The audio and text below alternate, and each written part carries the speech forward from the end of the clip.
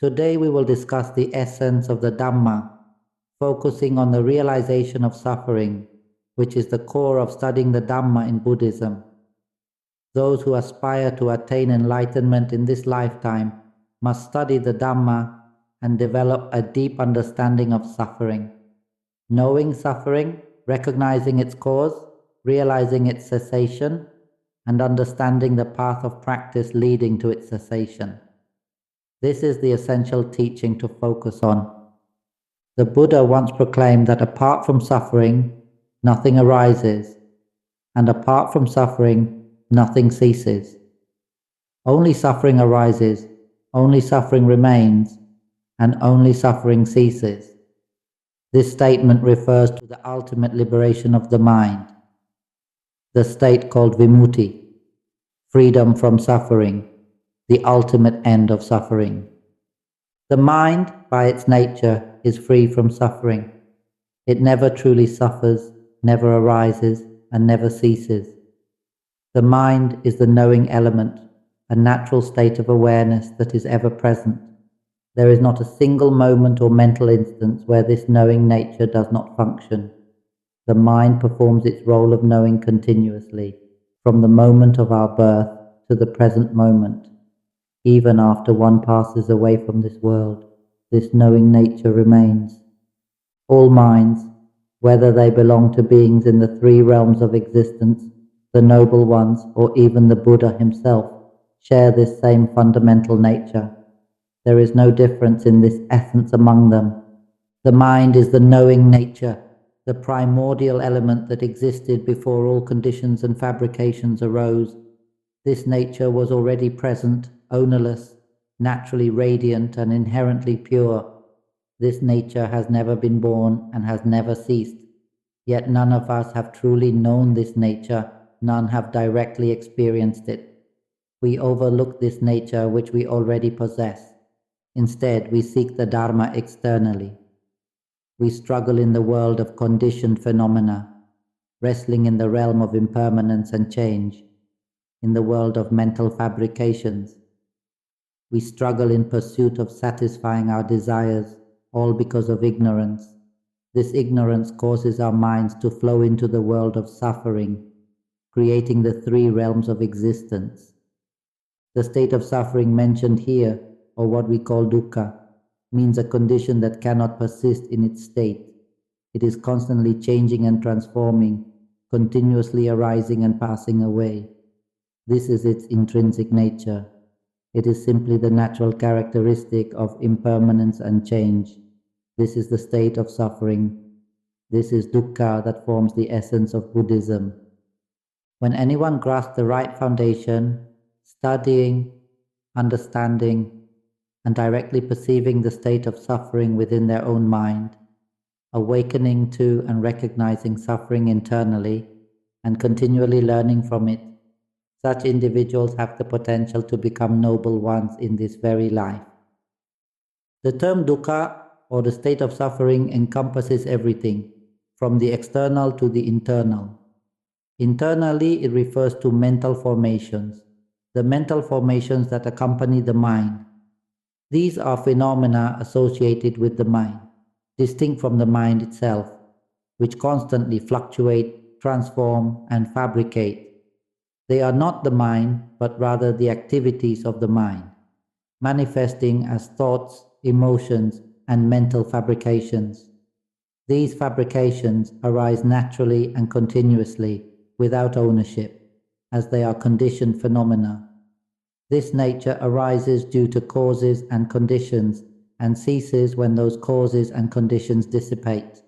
It is inherently impermanent, perpetually in flux, and always maintaining its intrinsic characteristic of change. The essence of Buddhism lies in understanding suffering through direct observation of our own mind. To attain enlightenment in this life, one must possess an intense determination to be free from suffering, coupled with genuine earnestness about achieving liberation. This path requires one to face suffering without fear, while maintaining steady internal awareness of one's own mind. Most crucially, there must be a direct and clear understanding of suffering itself, not through theoretical knowledge or external practices, but through immediate experiential insight into its nature. However, many practitioners become distracted by external religious practices, giving alms, keeping precepts, or pursuing meditation achievements, wanting to possess these as personal accomplishments. This attachment to religious practices, even meditation, stems from ignorance, avijja, and prevents true understanding of Buddhism's core teaching. Those caught in these external practices, despite years of meditation or walking meditation, will continue in the cycle of rebirth because they fail to recognize that Dharma already exists within their own mind. Instead, they get carried away by the various conditions and fabrications that arise from suffering. To understand suffering, one must continually observe and recognize it throughout daily life, from waking to sleeping. This suffering is identified as mental formations, the thoughts and emotions arising in the mind. These mental formations are inherently impermanent, constantly fluctuating, transforming, and arising and ceasing on their own. Our mental formations continually generate thoughts, emotions, and feelings, sometimes pleasant, sometimes unpleasant, and sometimes neutral. This constant activity is the very nature of suffering, which we must diligently observe, study, and understand to progress on the path of awakening. We simply need to awaken and become aware of our own mental formations, which means observing our thoughts and emotions as they arise. This is the key point, recognizing and understanding the workings of our mind. This practice can be referred to as observing the mind, or as part of the Satipatthana, the four foundations of mindfulness. By listening to the Dhamma frequently and attentively, understanding gradually accumulates within the mind. As we listen, the mind either understands naturally or experiences doubts which resolve themselves over time. There is no need to suppress the natural tendencies of the mind. Simply continue listening, allowing the mind to absorb the teachings, and gradually develop wisdom, bit by bit, according to its capacity. Through regular listening and mindful observation, the practice deepens as we reflect inwardly, observing the workings of our own mind. This includes being aware of the present moment, whether we are hearing a sound, swallowing, looking around, or even thinking. For instance, while listening to the Dhamma, if we begin thinking about boiling water, preparing food, or deciding whether to open the shop tomorrow, we must notice these thoughts and recognize that the mind is engaging in these activities. Awareness of these mental activities, whether they involve thoughts, emotions, or physical sensations, allows us to observe the mind's fabrications. Each moment of awareness is an opportunity for the mind to perceive suffering, to understand its nature, its arising, its persistence, and its cessation. This observation reveals the truth of impermanence, the unsatisfactoriness of conditioned phenomena, and the absence of self, collectively known as the three characteristics of existence. By witnessing the constant arising, changing, and ceasing of mental fabrications, thoughts, emotions, and moods, whether pleasant, unpleasant, or neutral, we begin to see the transient and ever-changing nature of mental formations. This insight gradually leads to a deeper understanding of the mind and its fabrications, laying the foundation for liberation. When we consistently observe and recognize our emotions and thoughts, we begin to gain confidence and insight, seeing that suffering itself is the essence of samsara. We are constantly swept away by happiness and suffering, flowing between pleasant and unpleasant states, between fortunate realms and unfortunate realms. These are simply the manifestations of happiness and suffering in their respective forms. As we are carried along by happiness, we come to see that even happiness is impermanent. Similarly, when we experience suffering, we recognize its transient nature. Happiness arises and fades, only to be replaced by suffering, which in turn disappears, leading to neutrality, and the cycle begins again. For instance, we may feel irritated or moody, wake up feeling bored or listless, or sometimes feel refreshed and cheerful. At times we may start the day in good spirits, but later feel frustrated, restless, or discontent. These emotional shifts, be they moments of joy, neutrality, irritation, or distress, highlight the impermanence and ever-changing nature of our moods and mental states. One moment we might feel elated and carefree, the next we might become stressed or burdened. This constant fluctuation reveals the truth of impermanence, as all emotions, whether pleasant, unpleasant, or neutral, arise, change, and pass away. Recognizing this transience helps us deepen our understanding of the nature of suffering and the cyclical nature of samsara. These various emotions, constantly fluctuating and changing, are precisely the nature of suffering. This suffering is what we must study and understand. We need to see it as suffering, not merely think about it as suffering. This means recognizing its impermanence, its instability, and its uncontrollability. We must clearly perceive that we cannot control these emotions. For instance, we may wish to feel happy, but happiness does not arise. We may want to stop feeling anger, but it persists regardless of our desire. If there is a cause for anger, it arises. If there is a cause for happiness, it arises.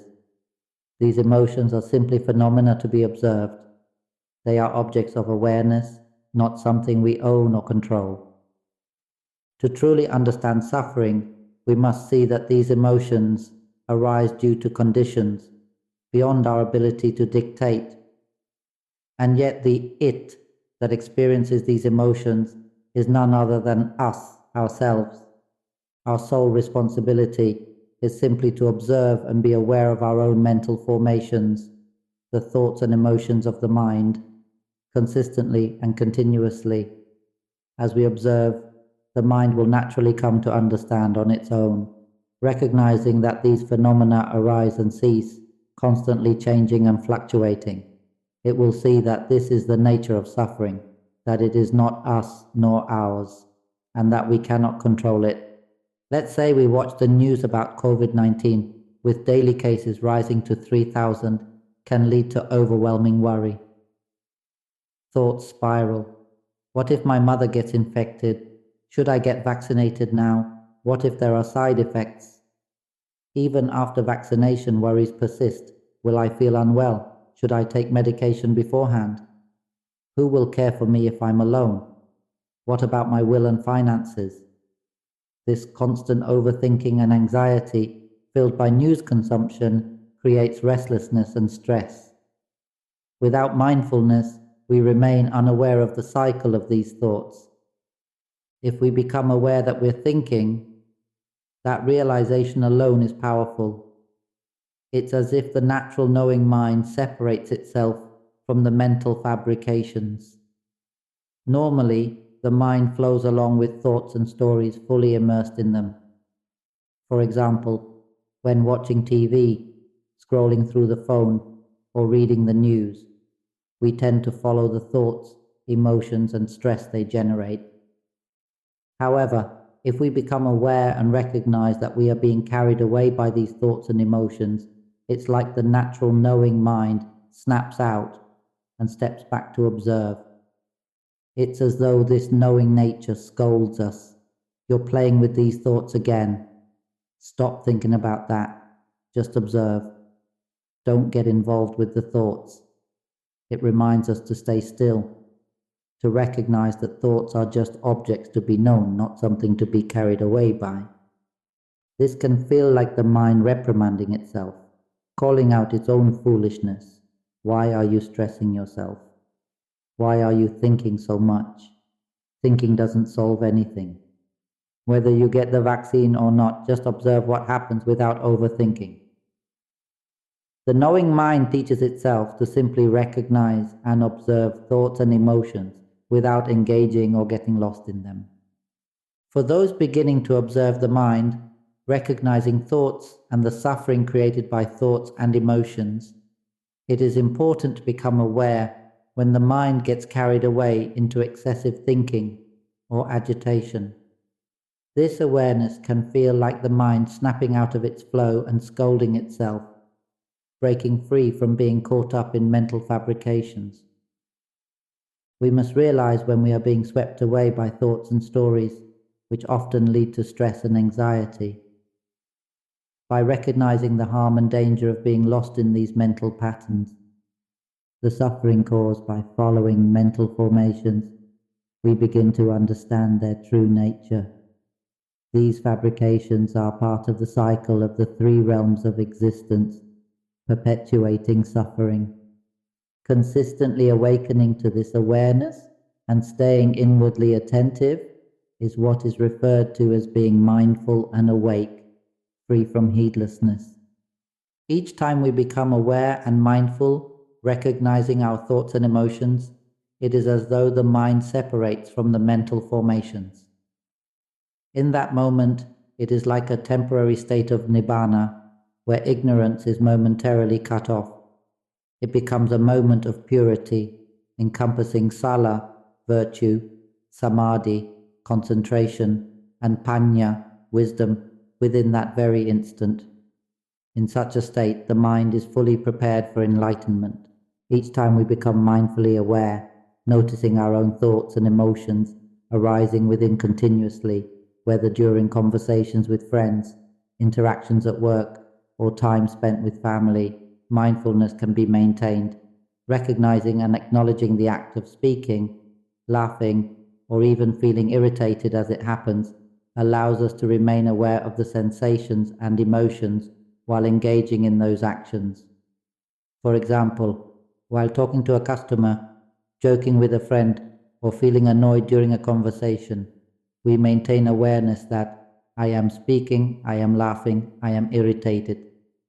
It is a simple and natural practice. Awareness within is not about sitting silently with closed eyes, devoid of thoughts. It means being mindful in each moment when we think, speak, or react emotionally to forms, sounds, smells, tastes, and sensations. Every time we assign value to what we perceive, when the eyes see, the nose smells, the ears hear, or the tongue tastes, we should recognize and be aware of the mental process happening within. Awareness arises moment by moment as we observe ourselves thinking, feeling, or speaking. This mindfulness allows us to see thoughts and emotions as they are, impermanent and without a true owner. By acknowledging these mental activities as they are, without clinging or judgment, we realize they are simply conditioned phenomena. The mind inherently fabricates, but the knowing nature, pure awareness, remains unaffected. There is no need to claim ownership or identify with thoughts or emotions. They come and go naturally. This recognition is the essence of inner awakening. We must cultivate mindfulness to perceive the nature of suffering, to see its essence and how it operates. When we repeatedly recognize and understand suffering, wisdom, or panya naturally arises. This wisdom is cultivated in the mind, not in the brain. The mind begins to perceive the truth continuously and gradually develops an understanding, little by little, in a natural and progressive way. This is what we call wisdom. The mind comes to see that states of suffering have their own inherent nature, that they arise, fluctuate, and fade. It recognizes how mental formations generate emotions of happiness, suffering, or neutrality, constantly speaking, thinking, and reacting. Through this process, a deep understanding arises, silently and intrinsically within the mind itself. We must cultivate awareness of the present moment, recognizing when the mind is caught up in thoughts and emotions. The moment we become aware and acknowledge these thoughts and emotions, the cycle ends. Thoughts and emotions are natural phenomena arising from memories, feelings, and past experiences. They are not owned by anyone. The mind fabricates them based on causes and conditions. By observing these processes, we gain insight into the nature of the mind and its functions. All things are devoid of self. They are inherently non-self. This is the essence of the teaching. Nothing truly possesses a self or identity. Awareness arises naturally, observing whatever unfolds without attachment, bringing ease and clarity. When we recognize our speech or thoughts as they arise, without clinging to or reacting to them, the mind begins to quiet. The mental chatter subsides and thoughts diminish, leaving the mind in a state of pure knowing. This knowing encompasses all experiences, whether it is the chirping of crickets, the rustling of wind, or any other phenomenon. What matters is being aware of these phenomena whenever they are recognized. With sustained mindfulness, the nature of these phenomena can become fully grasped, leading to a profound realization, a sudden clarity, or awakening in the Dhamma. In that moment, all doubt is dispelled, the truth becomes illuminated, and enlightenment is achieved. True Dhamma practice involves listening to teachings about the mind frequently and observing oneself, recognizing thoughts and emotions as they arise. Through this awareness, one begins to see the harm in being carried away by suffering. The mind gradually separates itself, becoming the knowing, awakened, and radiant observer, no longer entangled in mental formations or fabrications. One continues fulfilling worldly duties, working, caring for family, and living responsibly, but with a newfound peace and understanding. The mind naturally begins to let go, recognizing the impermanent and conditioned nature of all phenomena. It sees that suffering arises due to causes and ceases when those causes cease. This wisdom leads to living with awareness and no longer seeking external validation. By understanding the workings of mental fabrications and remaining aware, one transcends suffering without striving for such states. Awakening occurs naturally, freeing the mind from ignorance and preventing it from being swept away by suffering, ultimately leading to liberation. If we remain aware and do not get carried away by thoughts or emotions, the mind rests in a natural state of knowing, light, peaceful, and free from fabrications. By realizing and abiding in this natural awareness, one comes to understand its true essence. When fully realized, it leads to the experience of Nibbana, the ultimate freedom from suffering. This realization is self-evident to those who reach it. There will be no need to seek validation from anyone, not even from the Buddha or any worldly authority. It becomes clear that this natural state is the highest truth beyond all suffering and fabrications. The term Nibbana is simply a conventional word used to help explain this state, but its essence is beyond concepts. Everyone has the potential to attain this truth. The path to realization is simple. Listen to the essential Dhamma repeatedly and reflect deeply. With sincere practice, awakening is accessible to all. When we truly understand the Dhamma, we no longer need to be entangled in superficial aspects or forms of practice. Let go of all external forms and focus solely on awakening to and observing your own mind.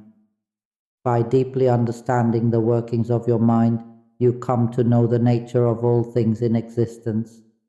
This realization reveals the way out of the cycle of birth and death. You will no longer seek the Dhamma elsewhere, nor feel the need to worship the Buddha outside yourself.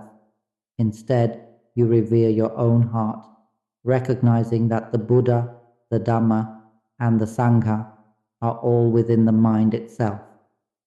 This profound realization is the attainment of Nibbana, the state of enlightenment and the ultimate truth of existence. It is self-evident, requiring no external confirmation. Simply be aware that you are thinking. The moment you recognize a thought, let it go. Do not dwell on the content or meaning of the thought. It is all an illusion. Whether it's something unpleasant or pleasant, none of it truly exists in a substantial sense. Everything is inherently non-self, without any true essence or identity. Even the Dhamma itself is non-self, devoid of any inherent existence. Our minds are inherently Nibbana. The key is to recognize in this very moment that we are thinking or imagining. If we are aware of our thoughts and emotions, we simply observe them, acknowledge and let them go. Observe without clinging, recognizing the mind's activities as they arise, persist and fade. Each moment of letting go is a moment of freedom. Whether thoughts or emotions arise, whether they persist or cease, we simply know. We see the mind's fabrications. All of this arises and passes without any true essence or self. What truly exists is this very moment, this awareness in the present. The only reality is now, and in this moment, we are simply aware. In truth, there is only awareness, nothing else. Suffering arises, persists, and ceases. This is its nature. Everything spoken here is intended to guide us to observe mental formations and not be carried away by them. When we are not swept away by mental formations, ignorance dissolves, and the mind becomes free, awakened, and radiant. The mind transforms into a state liberated from suffering and the cycle of birth and death. Regardless of what we are doing, we can always practice, whether teaching, laughing with students, or marking assignments. We can be mindful of our actions, our speech, and even our thoughts. There is no moment from waking to sleeping when Dhamma practice is unavailable to us, as long as we are ready to be aware. The key is to cultivate wisdom by listening to Dhamma teachings often. The more we listen, the more our minds will gradually develop understanding, bit by bit. This growing wisdom will naturally awaken the mind, enabling us to observe our thoughts and emotions effortlessly.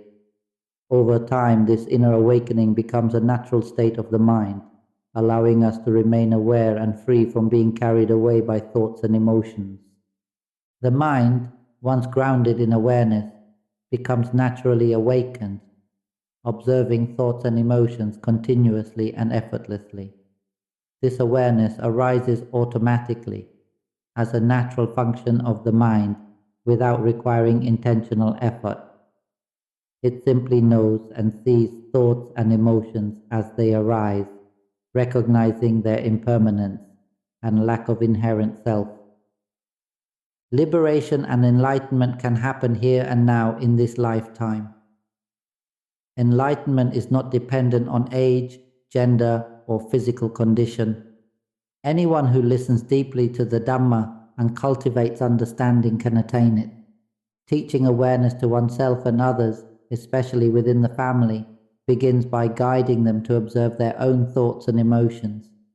All mental phenomena, both the knowing and the fabricating, arise and cease without any true self behind them. Being born as a human is a rare and precious opportunity because only humans can attain the Dhamma. Regardless of life's struggles, as long as we are alive and breathing, we have the capacity to awaken. Wealth, poverty, and identity are illusions. By cultivating awareness continuously, we see thoughts and emotions as empty, natural occurrences, devoid of ownership or self. They simply exist as they are, impermanent and insubstantial. This understanding brings freedom and peace. Today, I conclude this Dhamma explanation here. May everyone awaken and realize the ultimate truth instantly and clearly. Sadhu. Sadhu, sadhu.